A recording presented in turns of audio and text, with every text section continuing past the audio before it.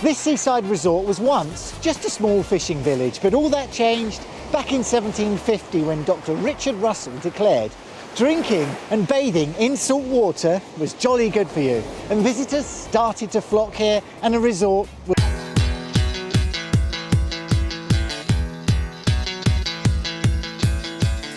Brighton may have started out as the place to visit for unhealthy people on doctor's orders, but it soon became the place to see and be seen in. And this transformation was helped by the Prince Regent, who came to visit in 1783, and he was so enamoured with Brighton that he built his splendid home here. Look at this, the Royal Pavilion, absolutely stunning piece of architecture.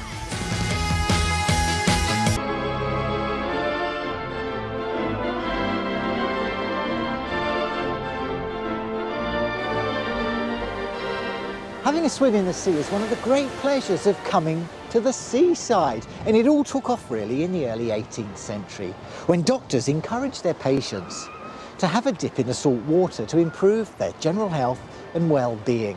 Now, early bathers were encouraged to bathe naked, but that wasn't as straightforward as it sounds. It wasn't appropriate to have people walking naked along the beach, so a more discreet solution was needed. Bathing machines, which were basically beach huts on wheels, were invented to provide the occupant with the modesty and as a way of getting from the top of the beach down to the water. But fashions changed, and by the turn of the 20th century, it became acceptable to wear a bathing costume and be seen in it.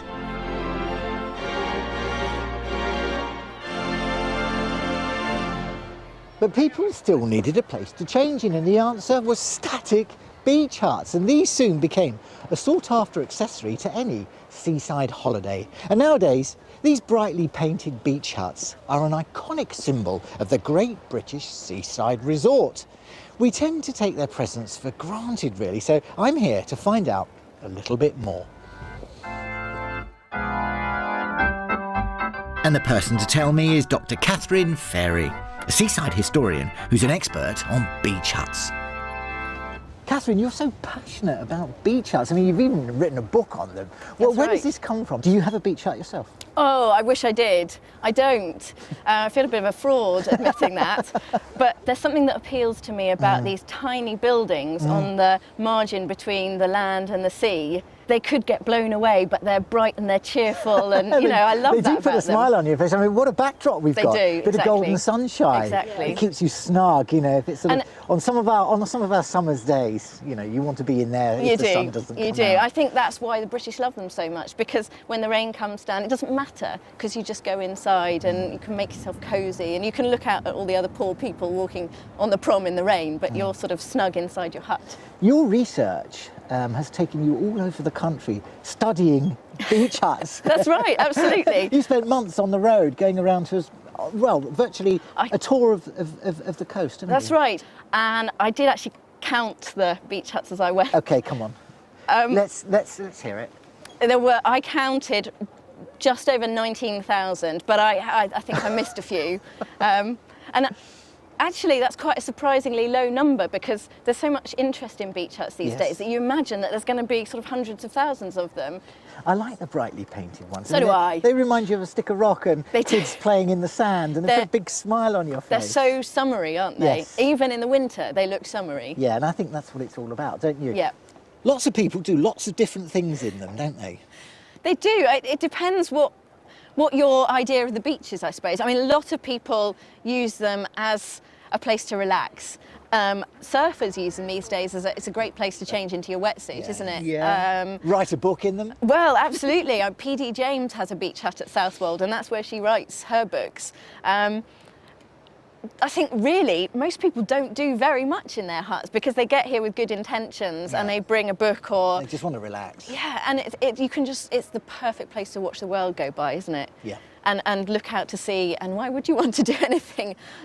No, you wouldn't actually, would you? It's a nice I'm just glass having this of wine image right now, yeah. I'd have my glass of wine, and mine would be like a little artist studio. I'd do all my painting here and stick it up on the walls in there and have a little gallery space. Exactly. That would be perfect, yeah. Beach huts aren't just places to relax in, they're also highly sought after pieces of real estate. Prices have rocketed in recent years, with some in popular locations now selling for well over £100,000. So I'm keen to have a look inside a hut and meet some of the owners. This is what I like to see. Look, a whole family together enjoying their beach hut. Hello, how do you do? Hi. Is it Paul? Yeah, Paul, Hello. yeah. Hello, what's your name? Sarah. Sarah. And what's his name? Alfie. Oh, even the dogs come along. Hi there. Hello, everyone. Can we have a look inside? Can we see what you've done to your beach hut? Yeah. So what have you managed to do in here?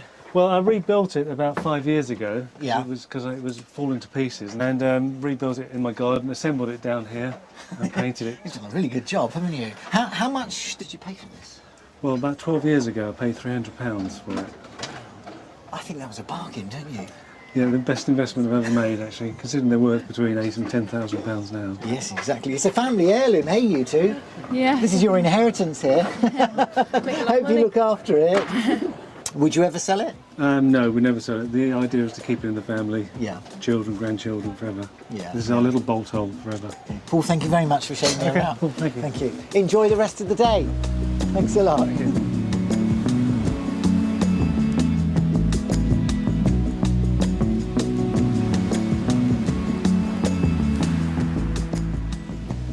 Oh, Christine and Ian, this is the life, isn't it? Just the business. Sun shining down on us outside your own beach hut. What could be better? Well, apart from a chocolate biscuit. There we go. Mind. So how long have you had this one? We've had it 6 months. We moved to Brighton in last October, and we decided we'd like to retire by the sea. And you thought, yep, can't get any closer to the sea than this. That Can was you really us. look, it's just there. I come down when the weather's nice like this, and if it's windy, then I just sit in the hut, Yeah. just inside, out of the wind. Otherwise, out here, sandwiches, food, Oh, lovely. wine, champagne. You know, just have a lovely time. There's no wonder you look so happy. It's a good life. Oh, I've got to try some of this. I've got to try Have some of to, this. haven't You I? have to. Yeah, slow your aging process down, relax, you know, sit and look at the water shimmering, that low sunlight coming down on us. So where's that champagne then? Coming up. It's chilling down right now.